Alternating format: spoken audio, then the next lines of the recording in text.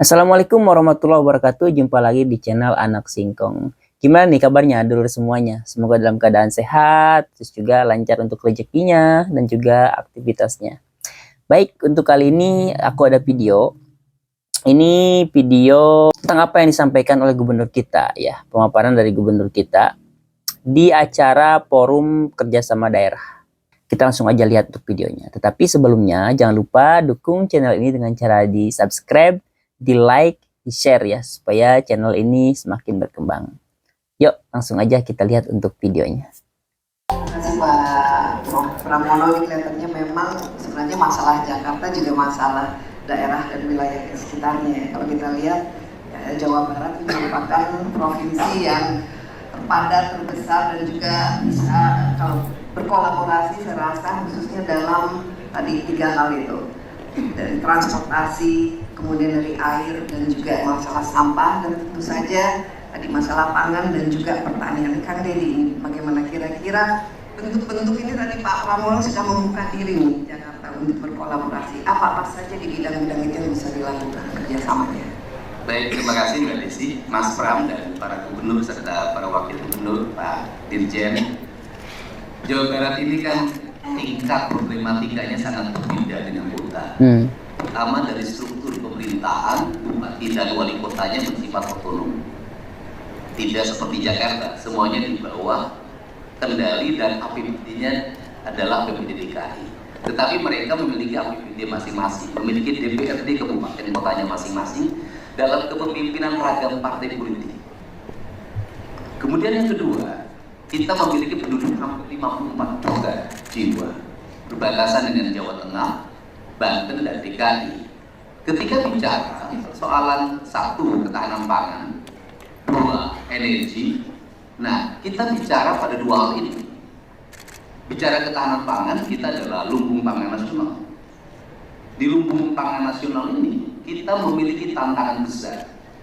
Tantangan besarnya hari ini yang saya lakukan adalah perubahan tata ruang yang terjadi beberapa tahun yang lalu, membuat kekacauan dalam pengelolaan sistem yang pada akhirnya terjadi residu akibat seluruh perubahan itu, sehingga saya ngotot hari ini untuk dilakukan perubahan tata ruang. Apa problemnya? Saya petakan problemnya. Problem Jawa Barat itu problem dari hulu sampai hilir.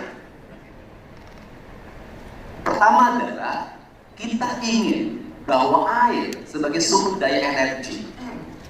Sumber daya energi itu melahirkan 4 variabel. 1, energi listrik. 2, pengembangan peternakan dan perikanan. Yang ketiga, pengembangan areal persawahan di pantai utara, jalur utara Jabar, dan itu menjadi lumbung pangan nasional. Yang keempatnya adalah kebutuhan air bersih. Seluruhnya itu bersumber dari mana? Saguling, Cirata, Jatiluhur. Jatiluhur, Saguling, Cirata bersumber di mana? Di Gunung Wayang, Gunung Windu. Apa sih sebenarnya yang terjadi pada seluruh areal pegunungan di Jawa Barat? Baik Gunung Gede, Gunung Wayang, Gunung Windu, Ciremai, Papandayan, adalah kekuatan kapital yang merubah struktur hutan menjadi areal perkebunan sayur yang itu mengisi pasar-pasar. Nah, ini merubah struktur tanah. Struktur tanah kemudian berubahlah areal tumpang, kemudian berubah menjadi areal perkebunan yang terbuka, melahirkan degradasi air di mana sungai-sungai di Jawa Barat mengalami pendangkalan, termasuk Jatiluhur dan Citarum. Dalam jangka panjang, kalau dibiarkan, maka ini akan menjadi ancaman besar bagi DKI Jakarta. Maka fokus kita hari ini adalah mencoba untuk mengembalikan kembali fungsi-fungsi alam itu, fungsi-fungsi hutan itu. Nah, fungsi-fungsi alam dan fungsi hutan itu di situ mengalami problem pertanahan. Problem pertanahannya adalah sudah ada yang dikuasai oleh masyarakat, sudah ada di KSU-kan oleh PTPN dan Perhutani, dan kemudian juga terjadi kerusakan yang sangat masif. Nah, untuk itulah tahap pertama saya hari ini adalah melakukan recovery. Besok saya akan kumpulkan PTPN dan Perhutani untuk saya mengajak melakukan perubahan Kalau ente kembali ente, hutan kembali hutan, dan itu perlu modal yang besar, dan saya nekat untuk tetap melakukan itu karena ini Itu perlu modal triliunan pastinya. Nah, dan termasuk kebutuhan DKI sebenarnya. Nah, kemudian yang kedua adalah daerah aliran sungai yang menyebabkan banjir, baik di Jakarta, Bekasi, dan Kerawang, yaitu berubahnya peruntukan lahan.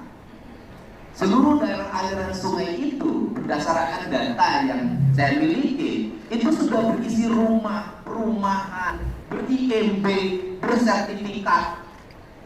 Dan kalau ditotalkan penggantian, kalau ada penggantiannya itu memerlukan 8 triliun.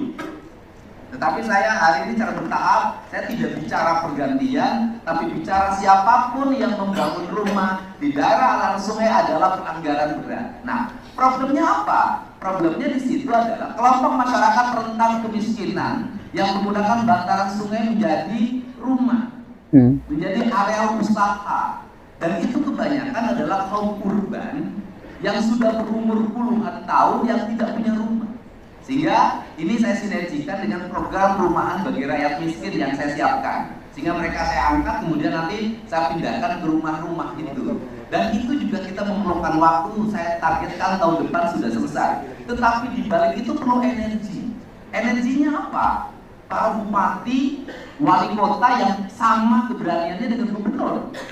Karena kalau tidak punya keberanian, tidak bisa bongkar satu rumah pun. Dan itu kita harus melawan arus publik. Tetapi cara kebetulan Mbak Desi, arus publiknya hari ini memberikan dukungan yang penuh pada negara untuk mengembalikan kembali normalisasi sungai, bahkan tanpa biaya dukungan publiknya. Tapi saya tetap memilih mereka ditempatkan kembali pada rumah-rumah yang kami siapkan. Nah, dari seluruh rangkaian itu residu yang ketiga adalah yang ditanggung jawab adalah kebutuhan terhadap material bahan bangunan. Yang paling dekat kita punya Bogor Barat. Di Bogor Barat itu namanya ada Parung Panjang. Parung Panjang memberikan kontribusi terhadap pembangunan DKI Jakarta, terhadap pembangunan wilayah Tangerang. Tumbuhlah hotel-hotel, area perumahan mewah yang itu memberikan multiplier efek ekonomi bagi lingkungan, meningkatnya pendapatan pajak daerah. Tetapi Parung Panjangnya mengalami problem. Problemnya apa? Infrastrukturnya hancur total, masyarakatnya kena ispa. Nah, berapa biaya yang dibutuhkan untuk infrastruktur? 1,2 triliun. Dan kami akan secara bertahap membangun. Tetapi di balik itu harus ada yang dibicarakan dengan Tangerang, dengan DKI. Pertumbuhan pembangunan yang terjadi di Jakarta yang melahirkan multiplier efek dan lahirnya orang-orang kaya baru di bidang properti itu melahirkan kemiskinan dan residu pembangunan penderitaan bagi rakyat Jabar. Harus ada recovery yang dilakukan secara bersama. Ini yang saya maksud. Nah, kemudian yang terakhir adalah degradasi fiskal. Degradasi fiskal dialami oleh siapa? Pemerintahan Kabupaten Kota. Karena P3K-nya harus diangkat dan kemudian dibayar oleh DAU.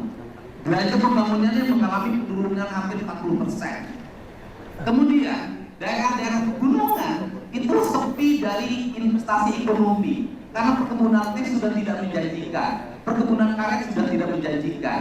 Karena dua-duanya tidak menjanjikan, maka mereka memilih pertambangan dan penjualan pohon. Recovery ini harus dilakukan secara komprehensif. Agar apa? Agar pembangunan memberikan rasa adil bagi masyarakat, tidak melahirkan kekayaan bagi satu daerah, tapi kemiskinan bagi daerah lain. Dan sudut pandang ini harus sudut pandang yang bersifat nasional dan regional. Ini sudut pandang kami. Kalau kerjasama transportasi dan sejenisnya itu hal teknis yang mudah. Tetapi ada yang lebih fundamental, yaitu perubahan struktur masyarakat yang katanya nanti akan menghuni semua perkotaan, tetapi desa harus tetap menjadi basic energi, basic pangan dan sejenisnya. Tapi justru saya melihat desa terus-terusan mengalami degradasi yang luar biasa, baik ekonomi maupun fiskal, yang pada akhirnya suatu saat kita berharap ada kemapanan di perkotaan karena suplai air cukup, suplai pangan cukup, tetapi kalau pola pembangunannya tidak berkeadilan, justru itu akan menjadi bencana pada suatu saat. Iya, baik. Terima kasih banyak, Pak. Luar biasa sekali ya apa yang disampaikan oleh Gubernur kita Jawa Barat. Beliau tuh udah paham banget udah paham betul apa yang benar-benar dibutuhkan oleh tanah Jabar ini. Salut untuk beliau ya. Benar apa yang dikatakan oleh gubernur kita, kalau untuk masalah kolaborasi di bidang transportasi dan sejenisnya itu hal teknis yang mudah ya. Tapi ada hal yang lebih fundamental gitu. Sebagaimana yang dipaparkan tadi oleh Bapak Aing. Gimana guys menurut kalian? Apa yang disampaikan oleh Bapak Aing di acara forum kerjasama daerah ini? Kolom komentar boleh ya. Jangan lupa dukung channel ini supaya makin berkembang dengan cara subscribe, terus like, dan juga share. Terima kasih untuk kalian yang udah menyaksikan videonya. Assalamualaikum warahmatullahi wabarakatuh.